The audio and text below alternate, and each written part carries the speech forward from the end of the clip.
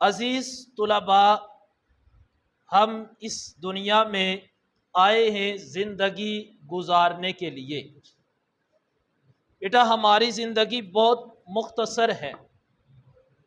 میں نے اور آپ نے یہ سمجھ لیا ہے کہ ہم نے یہاں پر رہ کر زندگی گزارنی ہے، لیکن اگر ہم اس پر غور کریں تو ہم یہاں پر صرف مسافر ہیں، سفر کرنے آئے ہیں اور ہماری منزل قبر ہے۔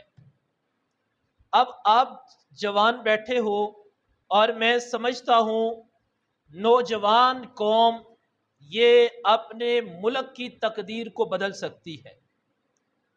نوجوان اگر یہ بے حیائی، برائی، فحاشی کا خاتمہ کرنا چاہے تو یہ کر سکتے ہیں۔ اور یہ جو آپ کی عمر ہے، جوانی کی عمر، یہ ہماری زندگی کا ایک بڑا انمول لمحہ ہوتا ہے کہ جس میں اگر ہم اپنی جوانی کو گناہوں سے بچا کر گزاریں تو سمجھو کہ ہم نے اپنی زندگی کو کامیاب ترین زندگی گزارا ہے۔ ہمارے پیارے محبوب علیہ السلام نے ارشاد فرمایا کہ جس شخص نے وہ بلوغت کو پہنچا، یعنی بالغ ہوا، جوان ہوا، اور کس انداز میں ہوا کہ جوانی کی عمر اس نے گناہوں میں نہیں گزاری۔ آج کل میرے سے بہتر آپ سمجھتے ہیں کہ ہمارے ملک کا، ہمارے گھروں کا اور ہمارا نظام کیا چل رہا ہے۔ بیٹا بے حیائی اور برائی اتنی عام ہو چکی ہے کہ ہر گھر کے اندر پہنچی ہے، بلکہ اگر میں یہ بھی کہوں تو ناممکن نہیں کہ ہمارے ہاتھوں تک برائی پہنچی ہوئی ہے موبائل کی صورت میں۔ لیکن اگر ہم چاہیں تو ہم برائی کا خاتمہ کر سکتے ہیں، اگر ہم چاہیں تو ہم اپنی زندگیوں کو بدل سکتے ہیں۔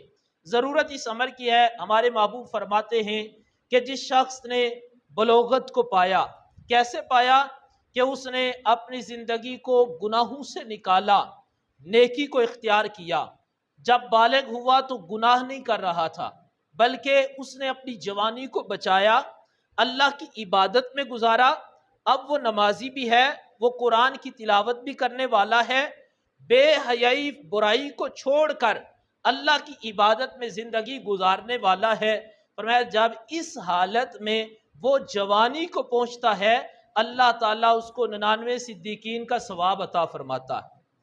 اب یہ ہے اصل جوانی کی عمر کہ اگر اس عمر میں آپ اپنے آپ کو گناہوں سے بچاتے ہیں تو جب بندہ جوانی سے بڑھاپے کی طرف منتقل ہوتا ہے پھر اس کی کیفیت کیا ہوتی ہے؟ وہ اپنے منہ سے بات نکالتا ہے، اللہ تعالیٰ اس کی بات کو پورا فرما دیتا ہے۔ بڑھاپے میں جا کر تو سارے ہی گناہوں کو چھوڑ دیتے ہیں الا ماشاءاللہ۔ مزہ تب ہے کہ جوانی کی عمر میں ہم اپنی جوانی کو ضائع نہ کریں، ہم اپنی جوانی کو بے حیائی، برائی، فحاشی کے کاموں میں نہ گزاریں، بلکہ ہم اپنی جوانی کو اللہ تعالیٰ کی فرما برداری میں گزاریں۔ حضرت سیدنا عبداللہ بن عباس رضی اللہ تعالی عنہما آپ اپنی جوانی کی بات کو بیان کرتے ہیں کہ انہوں نے جوانی کیسے گزاری۔ کہتے ہیں جوانی کی عمر ہے، مجھے جب پتہ چلتا فلاں علاقے میں کسی شخص کے پاس اللہ کے رسول علیہ السلام کی حدیث مبارکہ کا علم ہے، کہتے میں وہاں پر پہنچ جاتا ان کے دروازے کے باہر اور وہاں پر جا کر کھڑا ہوتا، اور اگر کھڑے ہو کر تھک جاتا کہتے میں دروازے کے باہر کپڑا بچھاتا، وہاں پر بیٹھ جاتا۔ اس سے دو چیزیں، ایک ہے علم دین کی قدر اور دوسرا ہے اساتذہ کا احترام۔ عبداللہ بن عباس کہتے میں دروازے کے باہر کھڑا ہوتا، دروازے پر دستک نہ دیتا کہ اگر دستک دی ہو سکتا ہے استاد محترم آرام فرما رہے ہوں تو ان کے آرام میں خلل آ جائے۔ بیٹا اب انہوں نے اپنے اساتذہ کا احترام کیا تو اللہ نے ان کے نام اور ان کے کام کو قیامت تک روشن فرما دیا ہے۔ کہتے میں کھڑا ہوتا، کھڑے ہو کر تھک جاتا، میرے پاس کپڑا ہوتا، کپڑے کو زمین پر بچھاتا، میں اس پر بیٹھ جاتا۔ جب اندر سے استاد محترم باہر آتے، مجھے پوچھتے کہ آپ کدھر آئے ہو، میں کہتا کہ میں آپ کے پاس حضور علیہ السلام کی حدیث مبارکہ کو سننے کے لیے آیا ہوں۔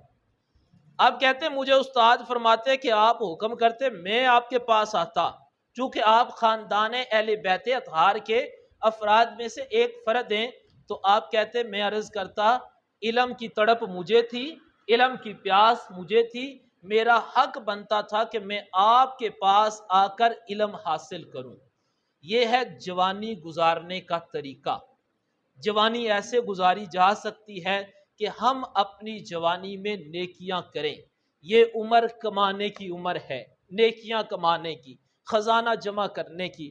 اب کیا ہے، آج کا نوجوان کیا سوچتا ہے کہ ابھی میں جوان ہوں، میرے پاس مال بھی ہے، ہم سوچتے ہیں ہمارے پاس حسن بھی ہے، ہمارے پاس وقت بھی ہے، نہ کوئی ہمیں پوچھنے والا، نہ کوئی ہمیں روکنے والا، اور نہ ہی ہم نے کسی کو اپنا حساب دینا ہے۔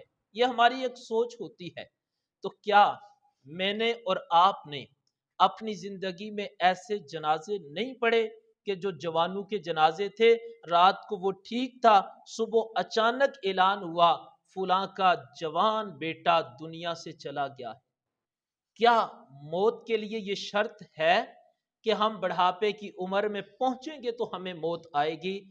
کسی کو اس کی زندگی کا پتہ نہیں ہے کہ ہماری زندگی کا سفر کب ختم ہو جائے اور کب ہمیں اللہ کے حضور اپنی جان پیش کرنی پڑے اور کب ہم دنیا کو چھوڑ کر چلے جائیں۔